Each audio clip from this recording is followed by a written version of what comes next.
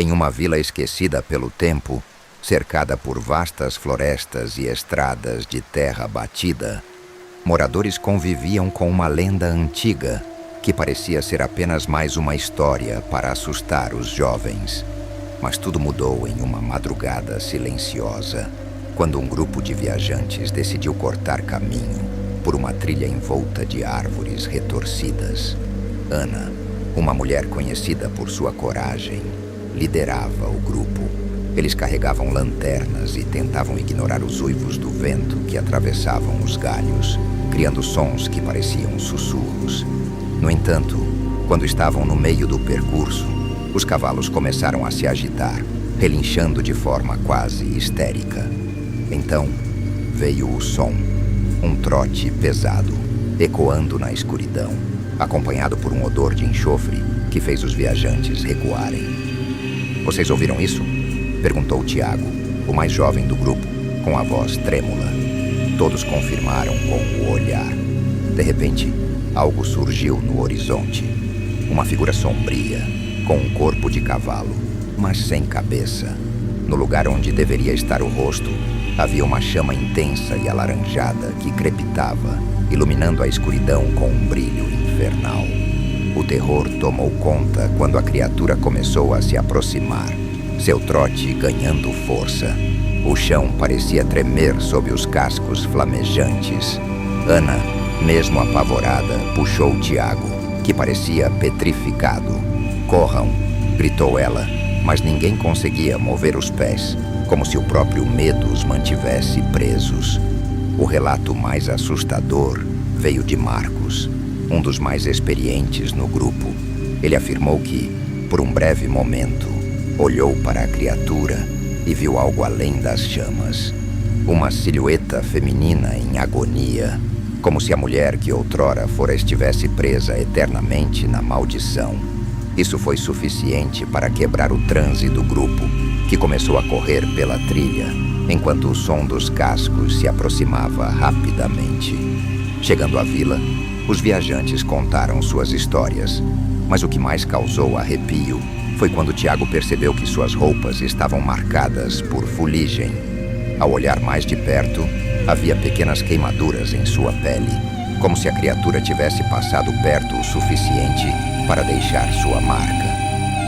Os moradores, ao ouvirem os relatos, confirmaram que aquele trecho da floresta era evitado há gerações. Diziam que ali, uma mulher amaldiçoada vagava todas as sextas-feiras em busca de redenção ou vingança. O que ninguém sabia é que Ana, a líder do grupo, começou a ter pesadelos recorrentes após o encontro. Em seus sonhos, ouvia o mesmo trote pesado e sentia o cheiro de enxofre, mas desta vez, a criatura estava mais próxima, como se a perseguisse. Na manhã de seu desaparecimento, encontraram apenas marcas de cascos chamuscados na entrada de sua casa. O desaparecimento de Ana trouxe um silêncio perturbador à vila. Os moradores, já amedrontados pela lenda da mula sem cabeça, agora sentiam que a maldição estava mais próxima do que nunca. Alguns acreditavam que Ana fora levada pela criatura por ter desafiado o território amaldiçoado, enquanto outros achavam que ela se tornara a próxima vítima de um ciclo eterno de tormento. Tiago, atormentado pelos acontecimentos, começou a investigar por conta própria. Ele passou a conversar com os anciãos da vila, na esperança de encontrar respostas. Dona Lourdes, uma mulher idosa que raramente saía de casa, revelou algo que congelou o sangue de Tiago. Há muito tempo, uma jovem daqui foi amaldiçoada por quebrar um voto sagrado.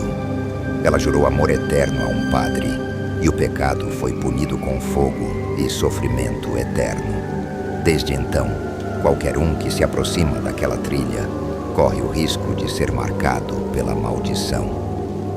Enquanto ouvia o relato, Tiago percebeu que as queimaduras em sua pele pareciam mais profundas do que no dia do incidente.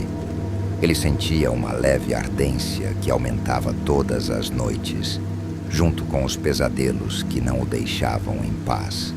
Neles, ele via a criatura se aproximando cada vez mais, como se estivesse aguardando o momento certo para reivindicá-lo. Certa noite, enquanto tentava dormir, Tiago foi despertado por um som familiar, o trote pesado. O som parecia vir de longe, mas aos poucos foi se aproximando, até que ele teve certeza de que estava em frente à sua janela. Tremendo de medo, ele se levantou e espiou pela fresta. Não viu nada, mas o cheiro de enxofre era inconfundível. O silêncio da madrugada foi quebrado por um relincho aterrorizante, seguido de um brilho alaranjado que iluminou a sala por um instante. Desesperado, Tiago correu até a igreja da vila, na esperança de encontrar proteção. Ele acordou o padre, que, relutante, abriu as portas e o deixou entrar. Lá, Tiago contou tudo o que estava acontecendo.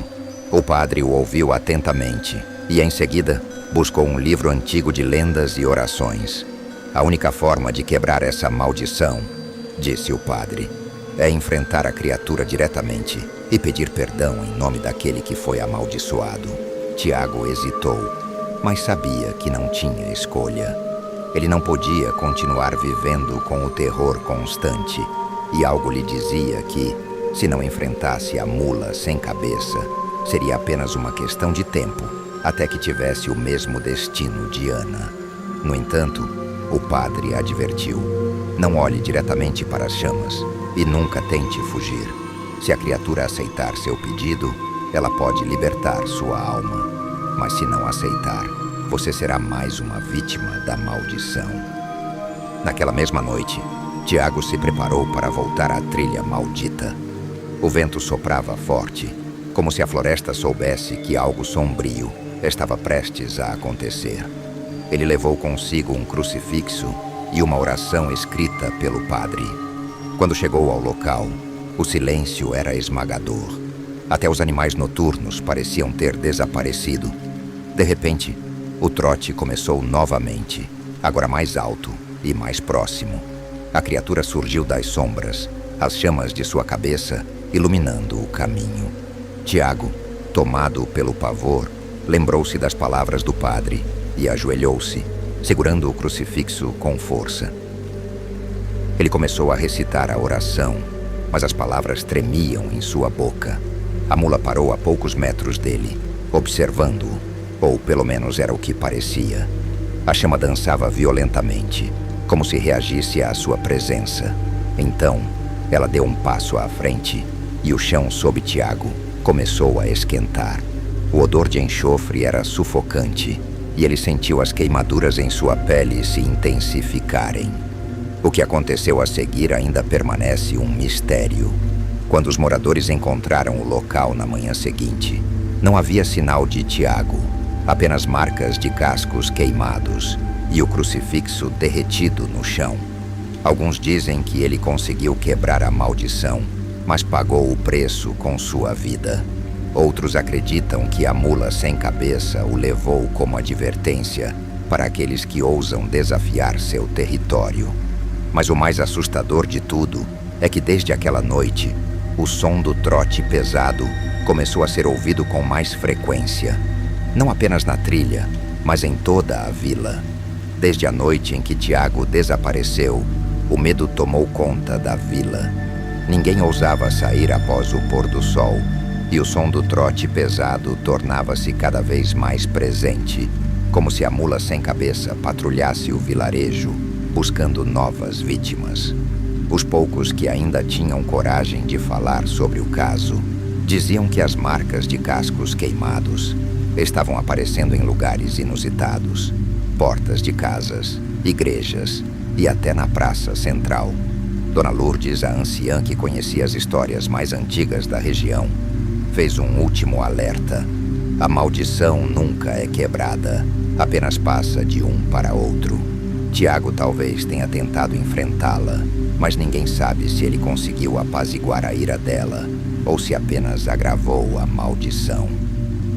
Certa manhã, um grupo de jovens exploradores da vila resolveu gravar o que chamaram de a prova final. Eles queriam capturar o som do trote e talvez registrar a aparição da criatura. Armados com câmeras e lanternas, foram até a trilha, onde Tiago desaparecera. Antes de partir, um dos jovens brincou: se algo acontecer, pelo menos teremos tudo filmado. No entanto, ninguém nunca mais os viu novamente. Dias depois, um vídeo misterioso foi encontrado na entrada da igreja. Nele havia apenas sons de gritos distantes, o trote inconfundível e a imagem de uma chama dançante que preenchia a tela antes de apagar abruptamente. Desde então, os relatos da mula sem cabeça intensificaram-se e a trilha tornou-se um lugar evitado até pelos mais céticos. Hoje, a vila vive em um silêncio aterrorizante.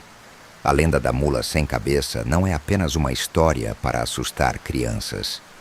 É um lembrete sombrio de que algumas maldições nunca desaparecem completamente, mas continuam rondando, esperando pela próxima alma que ousar desafiá-las